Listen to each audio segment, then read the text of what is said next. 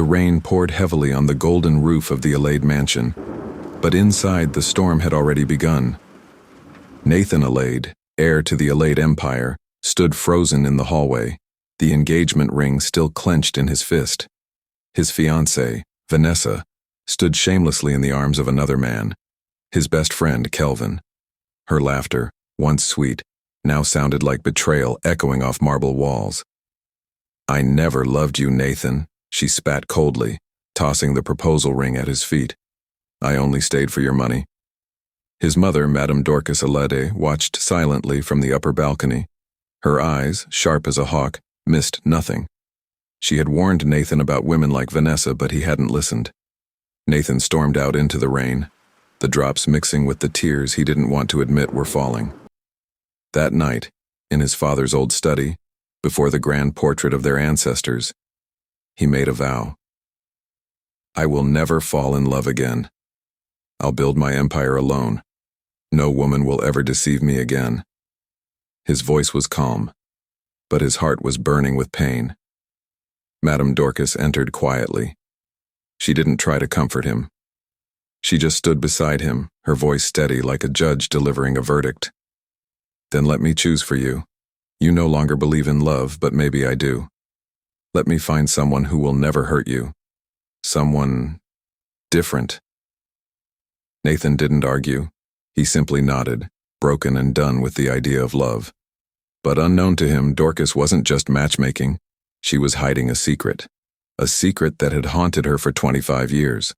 A secret that tied her son's future to a girl born in a hut deep in the forest of Ogun village, and that girl had just turned 21. What secret is Madame Dorcas hiding? And who is this mysterious girl from the forest, far from the buzzing life of Lagos? Deep in the sacred woods of Ogun village, a soft humming voice floated from a thatched hut surrounded by herbs, roots, and clay pots. Inside, a young woman knelt beside a mat where an old blind herbalist lay. Her name was Amara. She wasn't just any girl. Villagers often whispered that strange things happened around her, that wild animals never harmed her, that she could speak to birds, and that her dreams often came true. But Amara paid no attention to the rumors. To her, life was simple. Care for Baba Ogunmola, the herbalist who raised her since she was a baby, and live quietly. "Amara," the old man called, his milky eyes fixed on the ceiling. "The time has come." She paused from mixing herbs. "Time for what, Baba?" He struggled to sit up, his bones cracking like dry sticks. "You must leave this place soon. The woman in the city, she's coming. The one whose past is tied to your future." Amara frowned. "What woman?" The old man smiled faintly. "The one who ran from her sins now seeks to redeem them through you." That night, as Amara lay beneath the cracked roof, the wind howled like a warning. In her dream, she saw a golden lion with a scar over its eye walking toward her. Behind it stood a grand mansion, and a woman dressed in lace and secrets. Back in the city, Madame Dorcas Alade sat alone in her private study. She held an old photo, a younger version of herself beside a woman who looked just like Amara. She whispered to the photo, "Your daughter is alive, and soon she will become my son's salvation, or his destruction." Madame Dorcas Alade was not a woman easily shaken. She had buried a husband, built an empire, and raised a son the world envied. But on this particular morning, her hands trembled slightly as she reached for a dusty, locked drawer. Inside was a worn envelope, sealed decades ago, with one word written across the front: Amara. She stared at the name. Memories of Ogun village came flooding back. Her eyes misted, but she blinked them away. This wasn't the time for sentiment. This was strategy, redemption. She picked up her phone and dialed a number from memory. A man answered on the second ring. "Chief Emeka, it's Dorcas. I need the girl from Ogun, the herbalist's ward. Quietly. No noise. No headlines." "You're sure she's the one?" the chief asked. "She has to be," Dorcas replied coldly. "She's the only link left between me and the mistake I made." Later. That day, Nathan sat on the edge of the pool, staring blankly at the water, his thoughts clouded. He hadn't been to the office in days. Nothing made sense anymore. Love, loyalty, even his future. His best friend betrayed him. His fiancée used him. And now his mother wanted to handpick someone for him like he was a child. "Mom, this isn't the 1950s, he had told her. "You can't just arrange a woman for me like she's furniture." But Dorcas had smiled that strange smile and whispered, "Then let me surprise you. No pressure. Just meet her." Back in the village, Amara was already packing. Baba Ogunmola sat quietly by the door. He didn't stop her. He didn't even try to convince her to stay. Instead, he gave her a necklace, one she had never seen before. "Your mother wore this," he said. "Give it to the woman when the time is right. She'll understand." Amara held the necklace close, her heart pounding. She had never left Ogun village. She didn't know why the city was calling, but something in her spirit told her this journey was no coincidence. And far away, Madame Dorcas stood by her balcony, sipping tea, watching the city skyline, and murmuring to herself, "Forgive me for what I'm about to do." The car that picked up Amara was sleek, black and foreign, unlike anything she had ever seen in Ogun village. She sat in the back seat nervously, clutching the necklace Baba Ogunmola gave her. Her heart beat louder with every mile toward the unknown. As they passed the "Welcome to Lagos" sign, Amara pressed her face to the window. Tall buildings, honking cars, and people in a rush. It was overwhelming. She had never left the forest. Everything smelled like metal and ambition. After hours on the road, they turned into an exclusive estate. Massive gates opened to reveal the Alade mansion, majestic, intimidating, and glittering with wealth. She whispered, "Is this a palace?" "No," the driver replied, glancing at her through the rearview mirror. "This is the lion's den." Inside the mansion, Nathan sat in the living room, scrolling his phone with zero interest. His mother had summoned him for an introduction. He expected another socialite's daughter in layers of makeup and a designer bag. He didn't expect her. Amara stepped into the room wearing a simple Ankara dress. No makeup, no heels, just grace. For a moment, Nathan looked up and blinked, startled. Her eyes met his, calm, searching, and deep. Dorcas smiled secretly. She saw it. That brief pause, that flicker of surprise. "Nathan," she said smoothly, "this is Amara. She'll be staying with us for a while. She's special." Amara curtsied awkwardly, unsure of what to say. Nathan muttered, "Hi," then turned away, pretending he wasn't intrigued. But inside, something stirred, something he hadn't felt in a long time. Later that night, in her guest room, Amara unpacked her few belongings. She held up the necklace, staring at it under the warm light. On the back, a name was engraved, Ife Alade. She froze.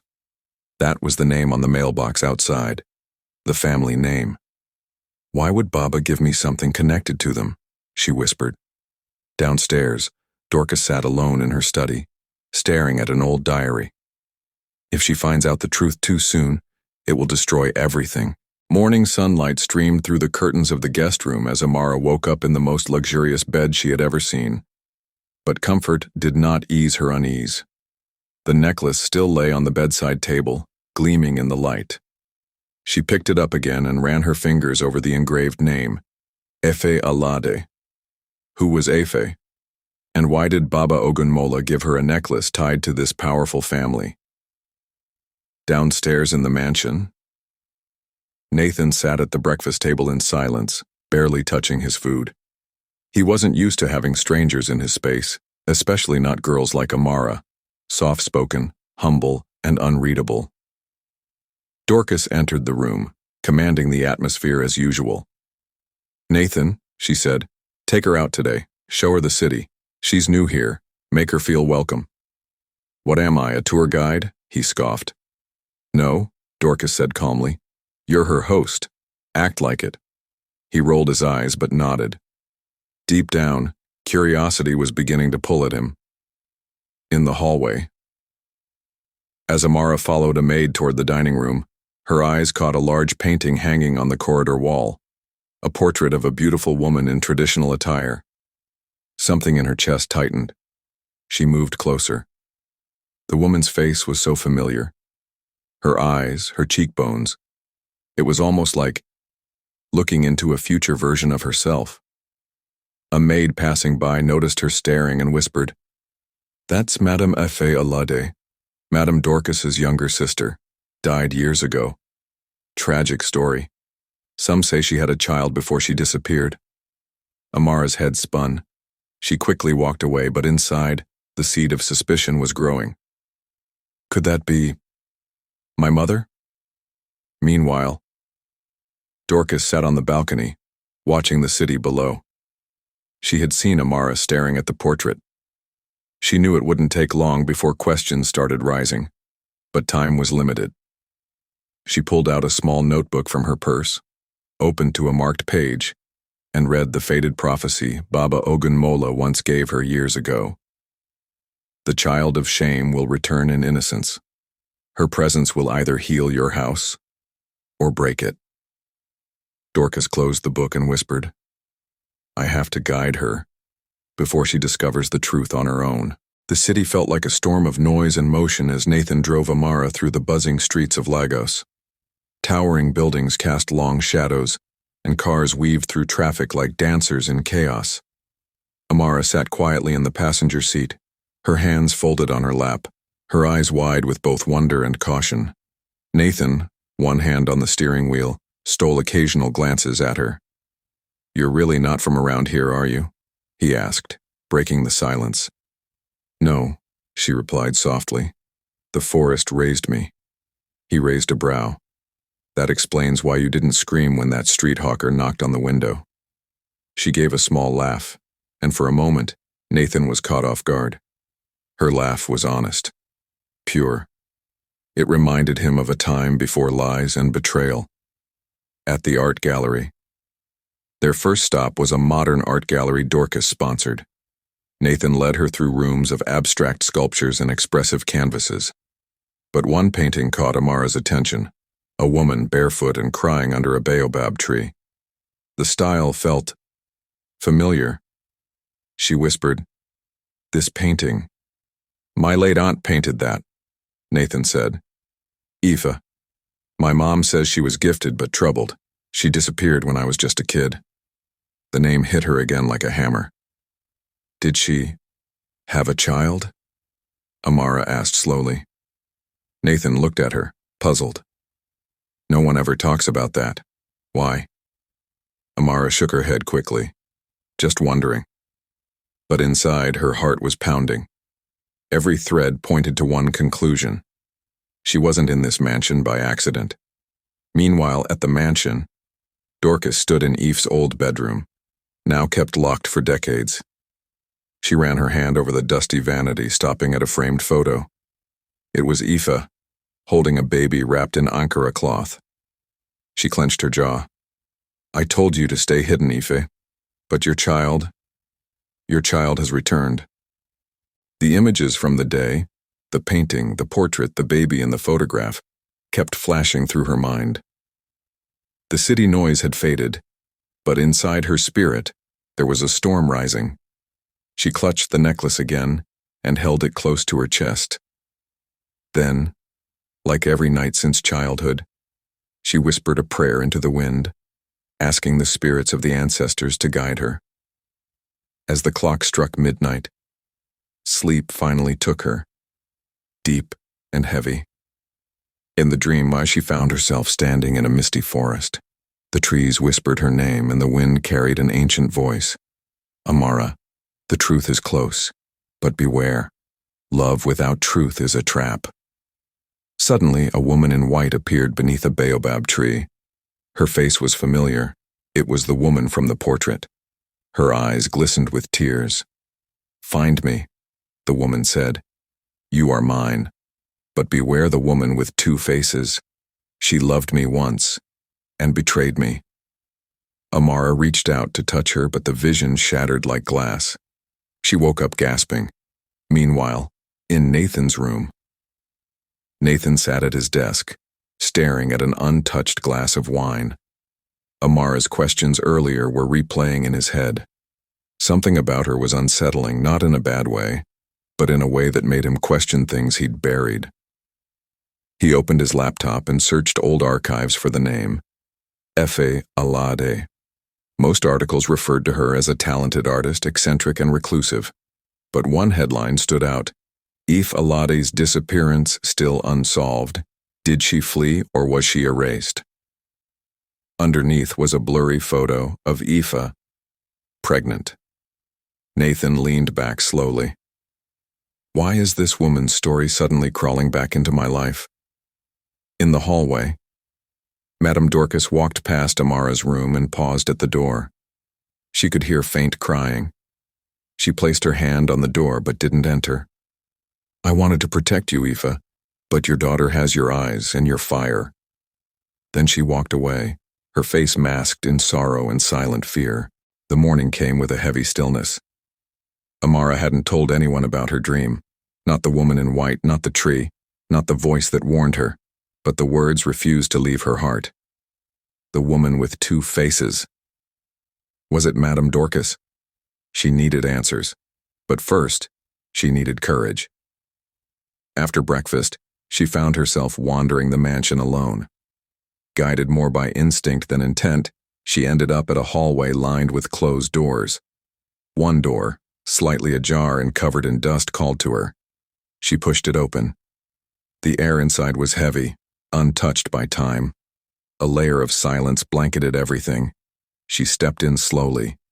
It was a bedroom, with faded lavender curtains, paint-chipped furniture, and walls lined with paintings. In the center of the room stood a full-length mirror and a chest covered in cloth. Amara opened it. Inside were sketches. Dozens of them. A woman holding a baby. The same woman in her dreams. She turned over one of the drawings and froze. To my daughter, if you ever find this, know that I loved you with every breath. Eve. Her hands trembled. She looked into the mirror and whispered, So, I'm not crazy. She reached into her pocket and pulled out the necklace. It had been glowing faintly since she entered the room.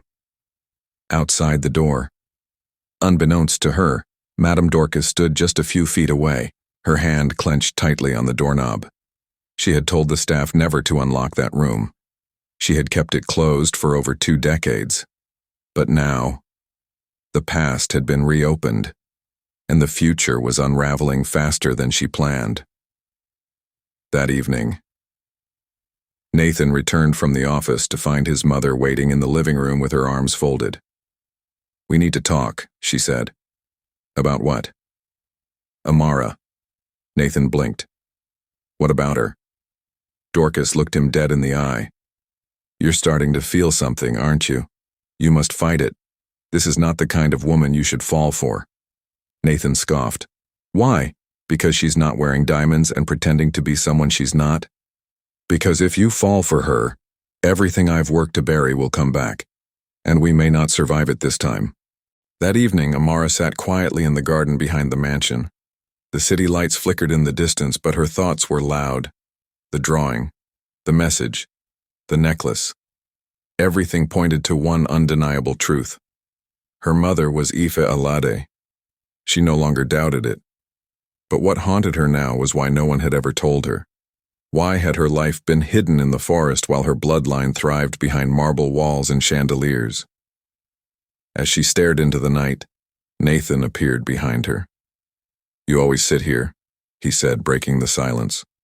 Why? Because it's the only place that feels real, she replied, not looking at him. Nathan sat beside her. For a while, they said nothing. You know, he said, you're the first person I've met who doesn't try to impress me. That's probably because I'm not trying to stay, she whispered. He turned to her. What do you mean? I shouldn't be here. This place, your family, none of it belongs to me. Nathan studied her face. Are you saying that? Or do you believe someone wants you to believe that? She looked at him for the first time. His voice was softer than usual. You're not like the other girls, Amara, and I think that's exactly why I can't stop thinking about you. Her breath caught, but just before she could speak, a loud crash echoed from inside the mansion. They rushed back to find smoke curling from a corridor near the study. Inside the mansion, a small fire had broken out from a tipped-over candle near the locked wing. Eve's room. Dorcas appeared, her expression unreadable, but her eyes fierce. She scanned the hallway, then stared directly at Amara. Were you in there? She demanded. Amara stood her ground. Yes, I was. The silence was sharp. That room was sealed for a reason, Dorcas said tightly. Was it sealed to protect your son? Amara asked, voice trembling. Or to bury my mother's memory? Gasps echoed from two maids nearby. Nathan stared at her in disbelief. Your mother? He said slowly. Dorcas's hand trembled. Amara pulled the necklace from her pocket and held it high. I'm Ife daughter, and I deserve to know why she was erased. What would you do if your whole identity was erased? Let us know in the comments. The silence that followed Amara's declaration was deafening.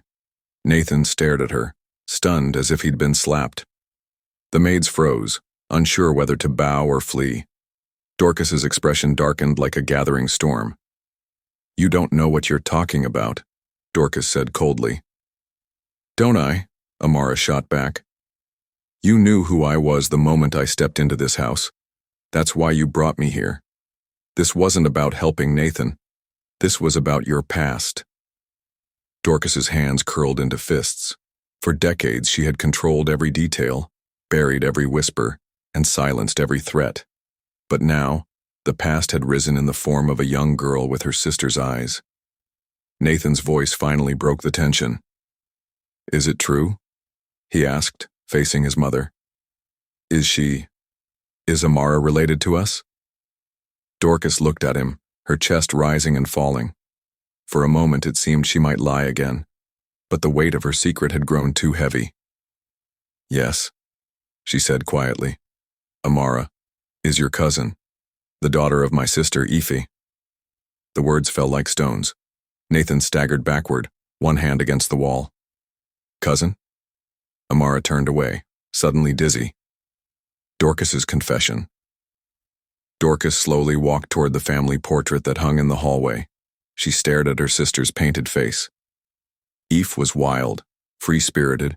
She fell in love with a man our family would never approve of. A sculptor, poor but proud. She became pregnant, but father threatened to disown her. I begged her to give up the child and marry someone respectable. She refused. She paused, her voice shaking now. One night she ran away. No one heard from her again. Years later I received a letter. She had died in childbirth, and the baby had survived. That baby is you, Amara. Tears slid down Amara's cheeks. You knew, and you left me in the forest to grow up with strangers. I thought it was safer, Dorcas whispered. I thought you'd be better off away from this family's sins. You didn't protect me, Amara snapped. You erased me. Nathan's world crumbles. Nathan stood at the edge of the hallway, unable to move. Everything he knew was collapsing. The girl he was beginning to fall for was family. He looked at Amara, confused, hurt, and unsure what to feel. Why did you bring her here? He asked his mother. Dorcas looked away. Because the family is cursed, a curse that began when Ife vanished, and Amara might be the only one who can break it. The air in the mansion was thick with tension. No one spoke. No one moved. The chandelier above them swayed gently, creaking like an old secret too tired to stay hidden. Amara wiped her tears and stepped back. The truth had finally surfaced, but it didn't bring peace, only pain. Nathan's heart pounded in his chest. He had no words. The woman he was falling for? His cousin? His thoughts were a blur. What do you mean? A curse? He asked Dorcas finally, voice low and hard. Dorcas turned slowly, her eyes haunted. It began with my father, she said. He built this empire with blood and ambition. He forced Aoife into hiding, and before she left, she cursed this house. In pain, not with magic, but with a prophecy. Amara stepped forward. What prophecy? Dorcas hesitated, then recited from memory, her voice cracking. No woman shall find peace in this house unless the lost daughter returns. No son shall marry truly unless he first loves what was hidden. She looked at Nathan with sorrow. Since Aoife vanished, every marriage in this family has ended in scandal, betrayal, or death. Even your father. His accident was no accident. Nathan stared at her, horrified. You think Amara's presence will break it? No, Dorcas said quietly. I know it will. Amara's resolve. Amara turned away, her mind racing. So that was why she was here. Not out of love, not out of kindness, but to cleanse a bloodline that once cast her mother aside. I'm not your salvation, she said bitterly. I'm not here to fix what you broke. Dorcas stepped toward her. But you're already doing it. Nathan is changing because of you. I see it. Amara shook her head. No, you brought me here to use me, just like they used my mother. That's not true, Nathan finally snapped. Both women turned. Maybe everything in this house is twisted, he said, voice raw. But what I felt for you wasn't. I didn't know we were related. And even now, I can't just shut it off. Amara's eyes filled with tears again. Then we're both cursed. Late that night, alone in her room, Amara opened her mother's old sketchbook once more. At the back, in faint pencil, a hidden page read, If you ever come home, my daughter, do not seek vengeance. Seek healing. That is the only way to break what I could not. She closed the book slowly, exhaling. The fire of anger had not cooled, but something gentler had begun to rise. The strength to face what was ahead. The next morning, Amara rose before the sun. She stood by her window, watching the light stretch across the city skyline. Though her heart ached, her spirit had begun to settle. Her mother's final words whispered inside her like wind through trees. Seek healing. But how do you heal in a house that once erased you? Meanwhile, Nathan hadn't slept. He sat in his car parked outside the mansion, replaying the last 24 hours in his mind. Cousin or not, he couldn't lie to himself. He had feelings for Amara, deep ones, feelings that had formed before he ever knew her bloodline. But now, every step forward felt like betrayal, not just to her but to the memory of his aunt, and to himself. He returned inside just as Amara stepped into the hallway. Their eyes met. We should talk, Nathan said quietly. Amara nodded. In the garden. They sat on the same bench beneath the old fig tree, but the air between them had changed. I didn't know Amara, Nathan said, breaking the silence. If I had known from the beginning, I would have protected myself, maybe even kept my distance. But I didn't. And now I can't pretend nothing ever happened. Amara swallowed hard. It wasn't your fault. But it doesn't make this right. We share blood, Nathan. That matters. He looked away. But I don't feel like we're related. We didn't grow up together. We didn't know anything. Does that count for something? Her voice was soft, trembling. It does. But it doesn't change what we are. What if we were meant to meet for a reason? He asked, almost a whisper. Not for love, but for healing. Tears welled in her eyes. Then that must be what this is. Healing. Not romance, not desire. Just healing. Nathan reached out and gently held her hand. Then let's promise each other. No more secrets. If we're going to heal, we start with truth. Amara nodded even as her heart silently broke. Unseen. From the upstairs balcony, Dorcas watched them. Her face was unreadable, but her eyes glistened. She had not meant for this. Not the fire between them. Not the pain. I may have created the wound, she whispered, but they may be the only ones who can close it. She turned away, but deep in her heart, another fear had begun to grow. What if the prophecy had two meanings, one of healing and one of destruction? A new week dawned over the Alad mansion, but the storm inside the family hadn't passed. Though the truth was now in the open, 1,000 questions still hovered like thick smoke, especially in the eyes of the outsiders watching from the shadows. Among them was Chief Emeka, Dorcas's longtime political ally and silent enforcer. He had been the one she called to bring Amara from Ogun village. But now, he had grown suspicious. From his glass office downtown, he watched security footage sent to him by one of the house staff. He zoomed in on a freeze frame, Amara and Nathan in the garden, their hands almost touching. This was not part of the plan, he muttered. He picked up the phone and called Dorcas. Madam, we may have a problem. What is it? Dorcas asked, her voice tight with fatigue. The boy doesn't just feel pity. He's in love. And if the press ever finds out you brought your niece here to seduce your son... Enough, she snapped. You think I don't know? Just watch them. Don't interfere. I can still control this. But deep down, Dorcas was beginning to doubt even her own grip. Back at the mansion, Amara stood in Eve's room again. She had cleaned it quietly, restoring the place like a shrine. Her mother's presence lingered in every corner. She opened another chest, this time finding a box wrapped in kente cloth. Inside was a sealed letter, yellowed with time. It was addressed to Dorcas Alade. Amara opened it carefully. The handwriting was shaky but passionate. If you're reading this, I must be gone. But my child lives. And if you ever find her, do not turn her into a pawn. Let her grow in love, not fear. Let her choose her path freely. That is all I ask. Amara's hands trembled. She knew, she whispered. She knew she might be betrayed again.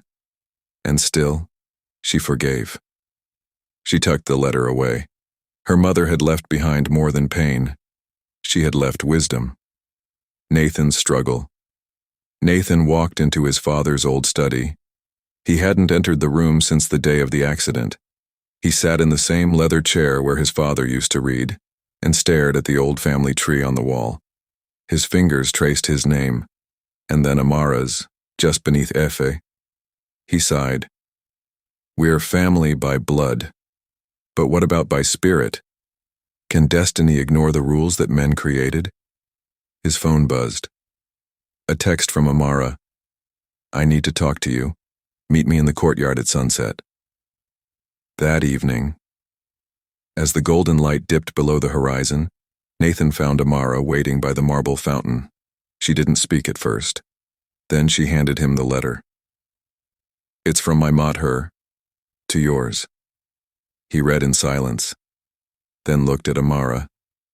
She asked your mother to give you freedom, but she brought you here to chain you to the past.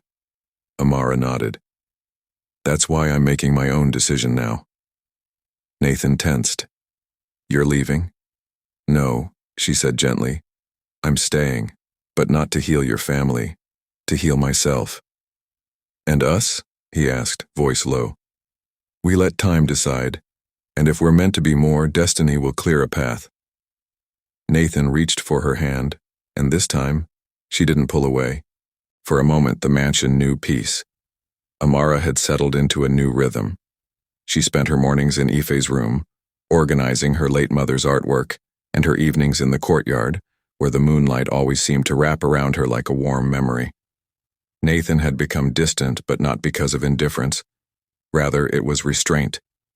His feelings hadn't disappeared. If anything, they had grown stronger. But now, he respected the quiet boundaries they had drawn. Let time decide, she had said. Still, their glances lingered longer. Their hands brushed more often. Words unspoken hung in the air like unfinished songs. Meanwhile, Dorcas Alad sat in the ancestral chamber, alone with a single candle burning. She stared at a clay pot sealed with red thread and cowries, a spiritual artifact passed down through her lineage. Her mother once warned her, "If blood is hidden, it will always return in fire. The child you bury today will be the flame that tests your house." Now she understood. Amara wasn't just a relative. She was the spark. "Eve, I tried to protect the name, but I buried your truth to do it," Dorcas whispered. "And now, the truth is demanding payment." She closed her eyes and placed her hand on the pot. If there is any way left to make peace, let it be revealed. But peace was not what fate had in store. Back in the city, Chief Emeka paced in his private compound. One of his informants had delivered troubling news. "She's still in the mansion, sir, and the boy is falling deeper. You warned Madame Dorcas, but she won't act." Emeka clenched his jaw. "Then I will." He dialed a number. "Plan B begins now. Make sure the press receives the story. Headline: Billionaire's son in forbidden love scandal with hidden cousin." "But sir, do it. Let the world destroy what Dorcas refuses to." At the mansion, as Amara laid her mother's painting out to dry on the veranda, Nathan arrived, a small notebook in his hand. "What's that?" she asked. "Something I've never shown anyone," he said. "It's my journal. Every entry since the day you walked in." Amara's eyes widened. "Why are you giving it to me?" "Because if anything happens, I want you to know how much this you changed me." She held the notebook, speechless. Just then, her phone buzzed. A message from an unknown number. It was a photo of her and Nathan in the garden. Below it, a short sentence: "Your secret is no longer yours." Amara's heart dropped. By dawn, the storm had already begun. Every major Nigerian gossip blog, news site, and celebrity tabloid carried the same scorching headline: Alade Scandal. Billionaire's son in secret romance with cousin from the forest. Below it was a blurry yet unmistakable photo. Nathan and Amara sitting beneath the courtyard fig tree, their hands nearly touching, her eyes filled with emotion. Comments exploded across social media. Some mocked, some judged, most were cruel. Alade incest, Aren't Forest Girl, and Har Forbidden Love began trending within hours. Inside the mansion, the halls echoed with ringing phones and slamming doors. Staff whispered and avoided eye contact.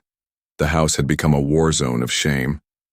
Amara sat on the floor of her room, clutching the notebook Nathan had given her just the night before. Her world was collapsing again, this time publicly, violently.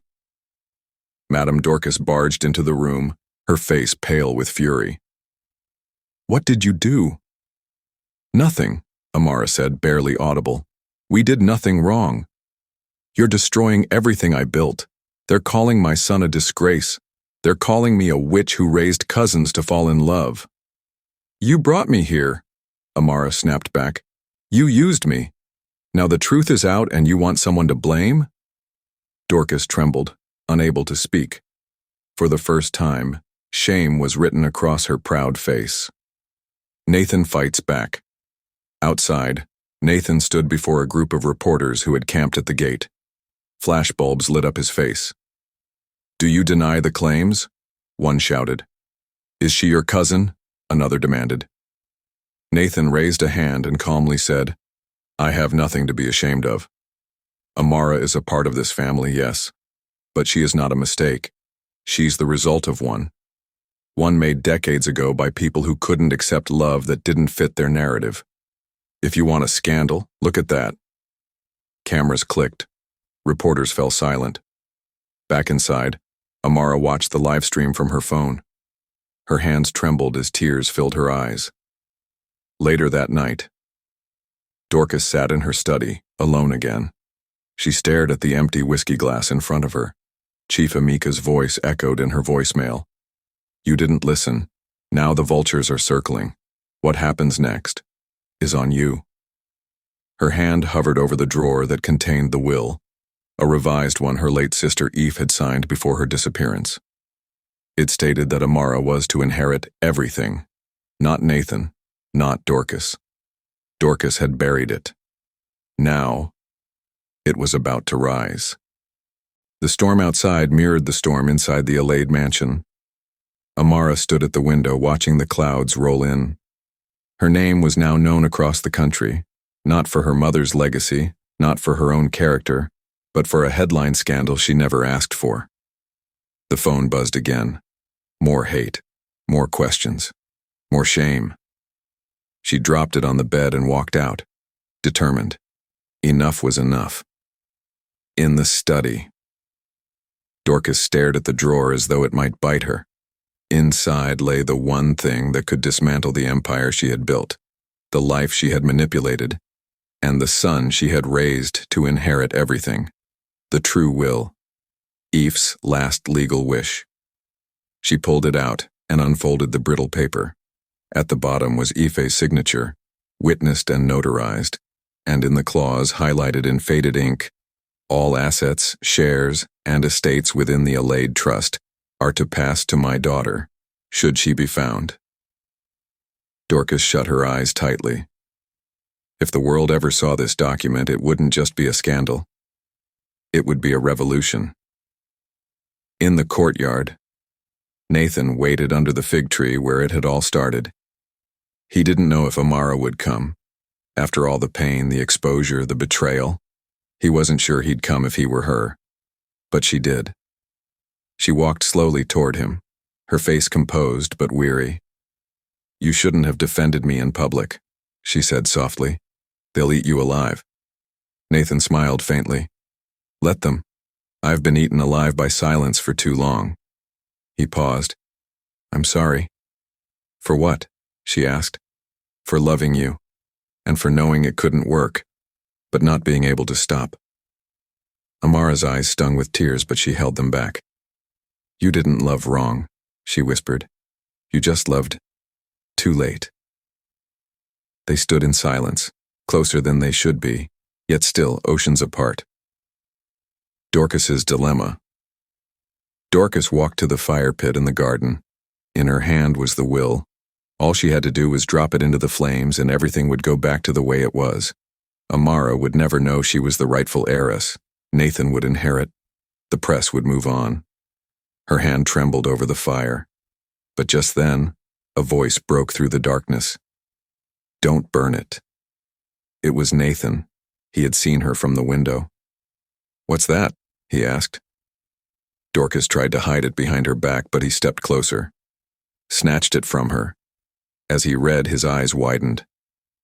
This says Amara owns everything." Dorcas's face was pale. "I was going to tell you. You were going to burn it." And from behind them, another voice, hurt, but steady. "Let her. If this family is so afraid of truth, maybe it doesn't deserve to be saved." Amara had seen it too. The paper. The betrayal. Nathan stared at the brittle will in his hands, his fingers trembling. The truth was now a living, breathing weight between them all. Dorcas stood silent, her face etched with guilt, and Amara stood tall, but her eyes burned with a pain that reached generations deep. "Is this real?" Nathan asked, voice low. This changes everything." Dorcas looked down, unable to answer. Amara stepped forward, her voice calm but cold. "It's always been real. She signed it years ago, didn't she? And you..." She turned to Dorcas. "You buried it. You buried me." Dorcas opened her mouth, but no words came. What defense could she offer? Nathan slowly looked up at Amara. "This means everything my mother built, everything I thought was mine, was never meant for you," Amara finished, though her voice cracked. There was a long silence. Then Nathan did something unexpected. He folded the will carefully and handed it back to Amara. "Then take it all. I won't fight you." Dorcas gasped. "Nathan!" No, Mother. You lied to both of us. You tried to erase her because she didn't fit the story you wanted, but she belongs here more than I ever did. Tears fell freely from Dorcas's eyes now. Everything I did for this family. You did it for control, Nathan said quietly. And now you've lost it. Amara's turning point. Amara took the will, her hands steady. The power was hers now. The mansion, the wealth, the company, the legacy. But for the first time in her life, it felt heavy. I didn't come here to take revenge, she said. I came looking for answers, and maybe love. She looked at Nathan. But now I see what I really need, is peace. Dorcas fell to her knees. Amara, please. Don't destroy everything. Don't destroy me. Amara knelt beside her, not with vengeance, but with sorrow. You destroyed yourself when you chose silence over truth. But I won't become you. I'll rebuild this house, but with light. Later that night, Amara sat alone in Ife's room, staring out the window, the will on the table beside her. Nathan entered quietly. Are you really staying? He asked. She nodded. To rebuild, not to reign. He smiled softly. You're stronger than all of us. She turned to him, her voice barely a whisper. And you chose what was right over what was easy. They looked at each other for a long time. And though the storm had passed, they both knew. Some wounds take a lifetime to heal. But healing had begun. Tag someone who would fight for their legacy like Amara. 3 days passed since Amara officially became the heir of the Alade estate. The media frenzy had slowly shifted its focus elsewhere. The mansion, once filled with tension and whispers, now echoed with calm steps and cautious hope. Amara had begun reviewing the company records, stepping into board meetings with grace and quiet power. Nathan stayed supportive, working beside her, never above her. Madame Dorcas, once feared and flawless, had retreated to the background. She no longer commanded the staff. She no longer issued orders. She spent her mornings in the garden, alone. But peace, like glass, is fragile. Elsewhere in Lagos, Chief Emeka was not done. He sat in his office, fingers tapping a folder that contained more than headlines. It contained evidence. Photos of Amara's upbringing, a falsified certificate that questioned Ife's mental health, and a paid witness willing to testify that Amara was an imposter. She's a forest girl, he spat. You don't just walk out a bush and take a billionaire's throne. He dialed his lawyer. I want you to prepare a challenge to the Alade inheritance. Public, loud, nasty. On what grounds? On the grounds that she doesn't belong in our world. He paused, then added, and if the courts won't remove her, we'll shake her until she runs. Back at the mansion, Amara stood on the balcony outside Ife's room. Nathan joined her, carrying a cup of tea. You've changed this place, he said. It feels less like a fortress. She smiled faintly. I'm trying to make it feel like a home. Just then, her phone buzzed. A new email. She opened it and froze. Attached was a copy of a legal petition. Motion to contest the will of the late Ife Alade, filed by Chief Emeka Okoye. Nathan leaned over and read it. His jaw tightened. He's making his move. Amara's hands trembled, but she stood tall. Let him. I won't be intimidated. Dorcas warns. Her later that evening, Amara found Dorcas waiting at her door. You got the notice, didn't you? Dorcas asked. Amara nodded. Yes. He won't stop, Amara. Emeka was my ally, but he's also a serpent. And now you've taken the crown he wanted for someone else. Someone else? Dorcas hesitated. He has a son, hidden, groomed for power. You've ruined that plan. Amara folded her arms. Then let him bring his storm. I am my mother's daughter. Dorcas looked at her one last time, her voice barely a whisper. Then prepare for war. The courtroom was packed. Media vans lined the street. Reporters whispered, cameras clicked, and curious onlookers filled the gallery. At the center of it all sat Amara, her head held high, dressed in a simple black gown. Beside her sat Nathan, resolute, protective, and silent. Across the aisle stood Chief Emeka, confident in his gray agbada, flanked by high-priced lawyers and a smug-looking young man with piercing eyes, his secret son, Kunle. The case was brutal from the very start. "My client," Emeka's lawyer boomed, "seeks justice for the Alade family, not out of jealousy, but out of truth. This girl, raised in the bush, claims to be the rightful heir to a billionaire empire. Where is the DNA? Where is the proof she is Aoife's daughter?" Amara's lawyer stood. "Your Honor, we have the original will signed and sealed, naming Amara as heir, witnessed, notarized, and we also have Aoife Alade's journals, art pieces signed to her daughter, and a recent DNA test run under court order, confirming blood relation to the Alade family." Gasps rippled through the courtroom. Amara looked straight at Chief Emeka. He stared back, emotionless, but his jaw twitched. But the snake strikes. Just when it seemed the tide was turning, Emeka played his final card. A woman was called to the stand. Her name, Mrs. Oluchi, once a midwife in the village where Amara was born. She claimed she helped raise Amara after Aoife died in childbirth. The girl was abandoned. She had no name, no papers. We don't know who her real mother was. It's all village gossip. Amara's stomach sank. For a moment, doubt filled the air. The judge leaned forward. "Do you have proof of this claim?" "No," the woman said, "but I swore an oath." "An oath paid for," Nathan muttered under his breath. Nathan rises. He stood up suddenly, requesting to speak. The courtroom murmured. The judge hesitated, then nodded. Nathan walked slowly to the front. "Your Honor," he said, voice clear, "I am the son of Dorcas Alade. I was raised as heir. I stand here not to protect my name, but to defend the truth. Amara is not an outsider. She is not a stranger. She is blood. And if this court fails to see that, then this country has no justice left." He paused, turning to Amara.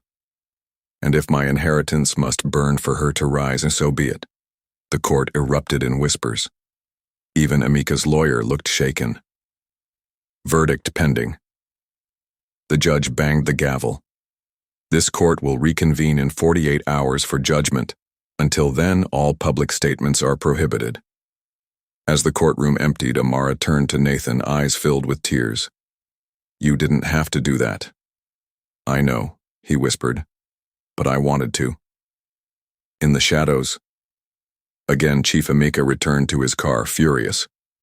"We need a plan C," he told his assistant. "If we lose in court, we destroy her another way." His assistant leaned in. "There's a reporter, one who says he knows the real reason Aoife disappeared, and it's not pretty." Emeka smiled. "Good. Let's bury her with secrets. Type truth always rises in the chat if you believe justice should never be buried." The day of the verdict arrived with gray skies and tense hearts. Inside the courtroom, Amara sat in silence, her fingers clutching the edge of Aoife's sketchbook, the only piece of her mother she had left. Nathan sat beside her, calm but ready. Behind them, Dorcas arrived quietly, wearing all black. Across the aisle, Chief Emeka smirked confidently. He had a secret weapon. The last strike.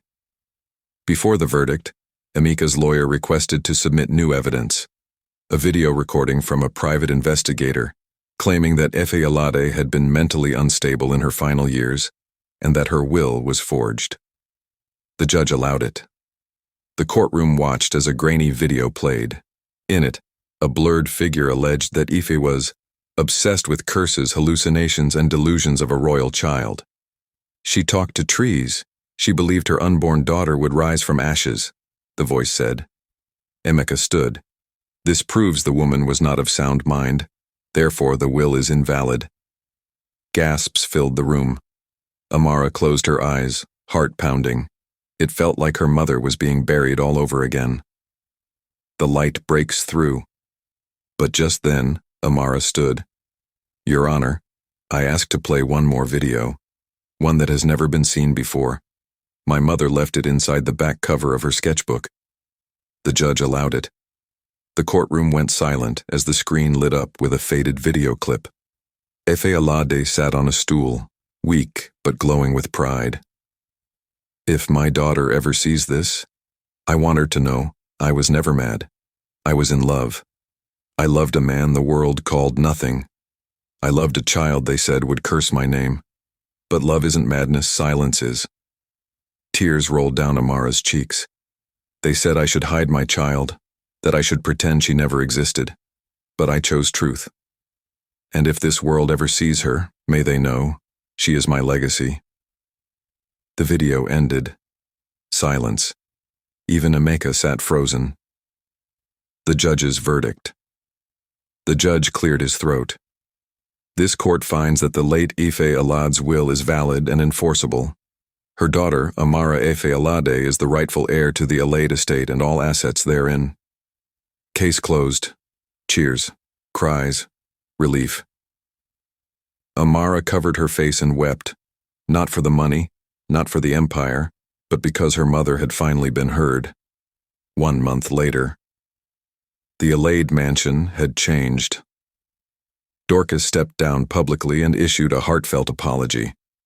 Nathan took a position in the Alade Foundation under Amara's leadership.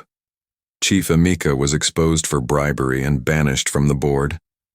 And Amara, she rebuilt her mother's art school, opening it for girls like her. Girls with no voice, no papers, no past. At the opening ceremony, she stood beside Nathan, holding her mother's sketchbook. "This is not a celebration of power," she said to the crowd. "It's a celebration of truth, because even when buried, truth always rises." Final scene. Amara and Nathan. As the guests left, Amara and Nathan stood alone beneath the fig tree. "You never told me what you wrote in that journal," she said. Nathan smiled.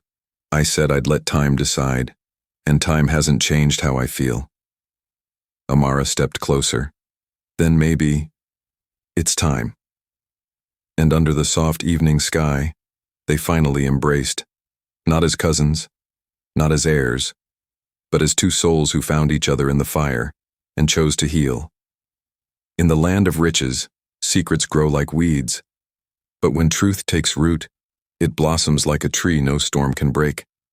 And from a hidden daughter, a legacy was born. Dear viewers, you just heard a story that carries a powerful lesson, one that could change someone's life, open a mind, or heal a heart. But if you walk away without liking, sharing, or subscribing, it's like silencing the voice of our ancestors who passed down these tales. Don't let their wisdom fade. Don't be the reason the next person never hears this message. Like, share, subscribe. Let the story live on. Thank you for watching.